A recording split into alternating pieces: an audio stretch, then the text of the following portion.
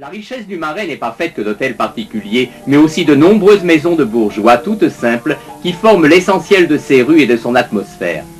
Quelques-unes remontaient au Moyen-Âge, comme la célèbre maison du 13 rue François Miron à l'angle de la rue Cloche-Perce. En 1967, une restauration tout à fait folklorique l'a habillée de faux colombages. Un décor de cinéma, en somme. La rue Geoffroy-Lanier.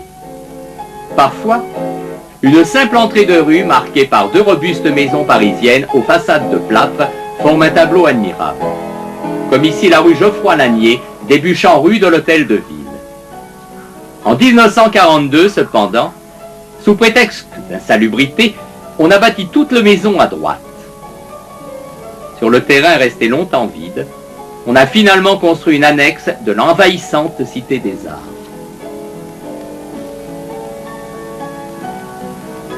L'hôtel de Sens.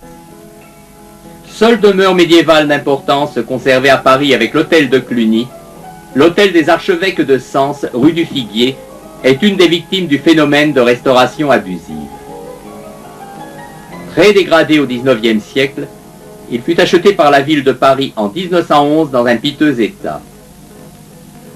La façade, avec ses tourelles, ses portes et ses lucarnes flamboyantes, gardait cependant un charme indéfinissable.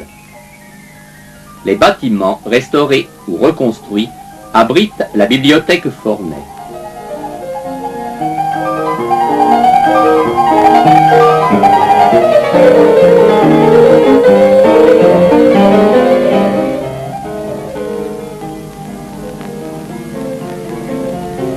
Place des Vosges. La volonté d'élargir les rues, de les mettre selon les termes de l'administration à l'alignement, a conduit à bien des démolitions fâcheuses. La rue de Turenne fut ainsi à moitié détruite à la veille de la Première Guerre mondiale. Par malheur, toute la rive sacrifiée était en réalité composée des arrières d'hôtels de la place des Vosges.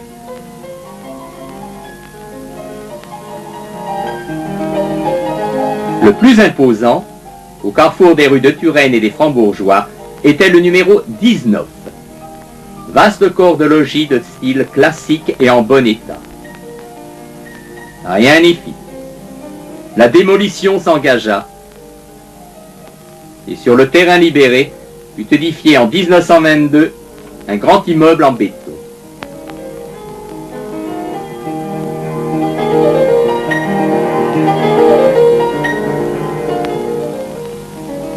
L'hôtel de Mayenne. Sur l'antique rue Saint-Antoine, passante et animée, seuls deux hôtels particuliers dressent leur façade majestueuse.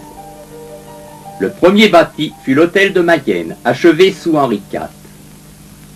La construction d'une terrasse entre ces deux pavillons l'avait transformé, de même que l'apparition de boutiques au rez-de-chaussée. On tenta d'abord de les cacher dans des arcades de style classique qui n'avaient jamais existé.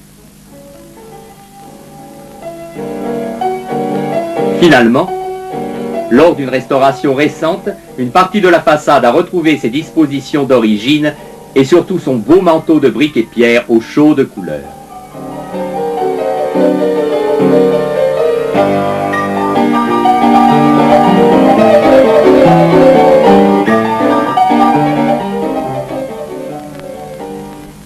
L'hôtel d'Albret. C'est dans cet hôtel que Madame Scarron, future Madame de Maintenon, rencontre Madame de Montespan. Cette dernière lui confie l'éducation de son fils, le duc du Maine, bâtard du roi Soleil. Au XIXe et XXe siècle, l'hôtel subit les assauts du commerce et de l'industrie. Lorsqu'il est acheté par la ville en 1975, il est dans un état épouvantable. Les extérieurs sont restaurés entre 1982 et 1989. L'hôtel abrite depuis la direction des affaires culturelles de la ville de Paris. La façade Louis XV est très caractéristique du style rocaille.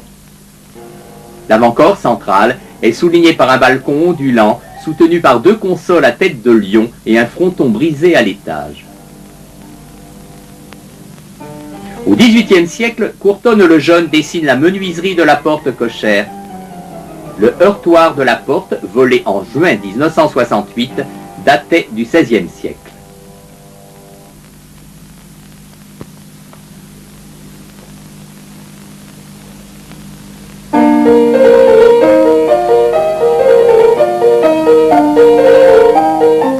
L'hôtel de Marle. Cet hôtel, construit dans la seconde moitié du XVIe siècle pour René de Sainton, passe ensuite à Hector de Marle, seigneur de Versigny, qui l'amplifie vers 1572. Il est redécoré et agrandi vers 1639. Madame de Polignac, favorite de la reine Marie-Antoinette et gouvernante des enfants de France, en hérite en 1761. À partir de 1821, l'hôtel est occupé par une institution, puis par un marchand de meubles.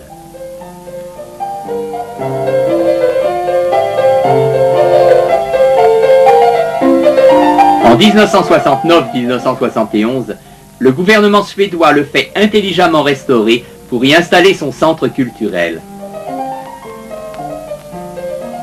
Les façades ont fait l'objet d'un nouveau ravalement en 1993.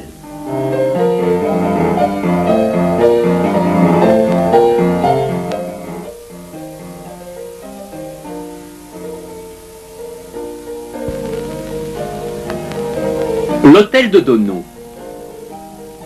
Cet hôtel, construit vers 1575 pour Médéric de Donau, surintendant des bâtiments du roi, est mis au goût du jour sous Louis XV.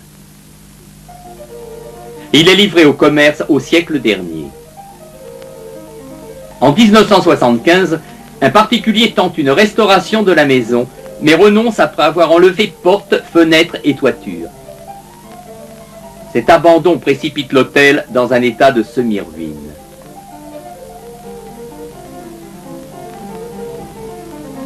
Devenu propriété de la ville de Paris, il est finalement restauré en 1991-1992 et abrite depuis le musée Cognacq-Jay.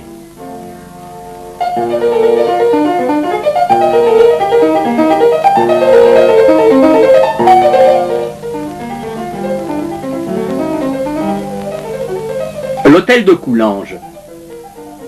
Cet hôtel, construit sous Louis XIII, devient en 1640 la propriété de Philippe II de Coulanges. Il y héberge sa nièce, la future Madame de Sévigné. Acheté en 1703 par un fermier général, Vaugier, l'hôtel est unifié et modernisé. Envahi par le commerce en 1821, il a été dénaturé par la surélévation des corps de logis et la construction de bâtiments industriels dans le jardin. Sauvé de la destruction en 1961 grâce à une pétition d'association, il est racheté en 1978 par la ville de Paris et abrite aujourd'hui après rénovation la Maison de l'Europe. La rue Sainte-Croix de la Bretonnerie. Ouverte sans doute au XIIIe siècle, cette rue porte depuis le début du XIVe siècle le nom du prieuré Sainte-Croix de la Bretonnerie, installé jadis dans la rue.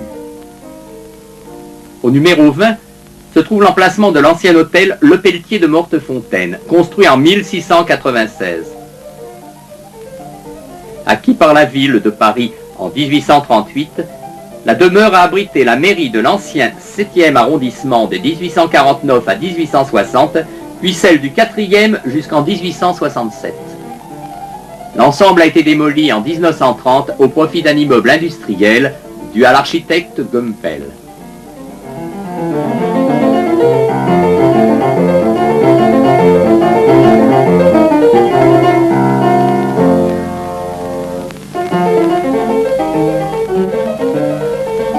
La rue des Quatre Fils. Cette rue a été ouverte par les Templiers vers 1290 pour lotir leur ville neuve. Elle évoque les quatre fils Aymon, héros d'un roman médiéval très populaire.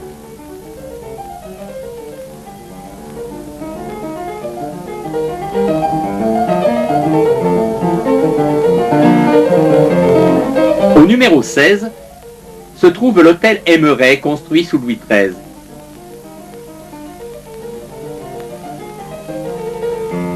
Très abîmé par l'alignement en 1935-1936, l'hôtel a conservé son portail à fronton Louis XV remonté en arrière.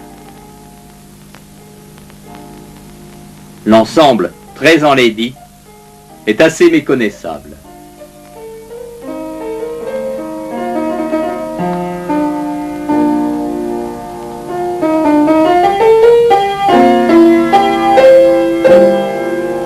La rue de Bellême. Le tronçon compris entre les rues de Turenne et Vieille du Temple a été ouvert en 1620 et s'appelait rue Neuve-Saint-François, en l'honneur de François Lefebvre de Mormant qui en donna l'alignement.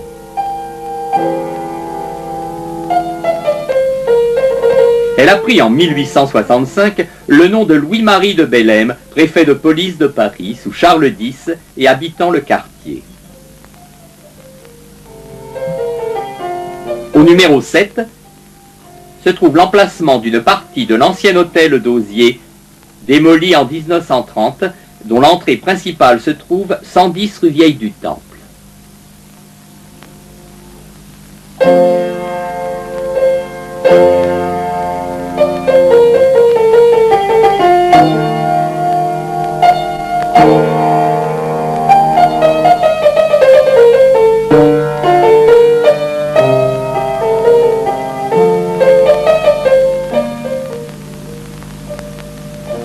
L'hôtel de Sully. L'hôtel de Sully, sans conteste l'un des plus beaux du Marais, est habité à la fin de sa vie par le vieux ministre d'Henri IV. Au XIXe siècle, l'hôtel devient en 1827 un pensionnat pour jeunes filles où Blanqui enseignera un temps. La Société des Amis des Monuments et des Arts loue en 1909 une partie de l'aile gauche et y fonde un petit musée du Vieux Paris.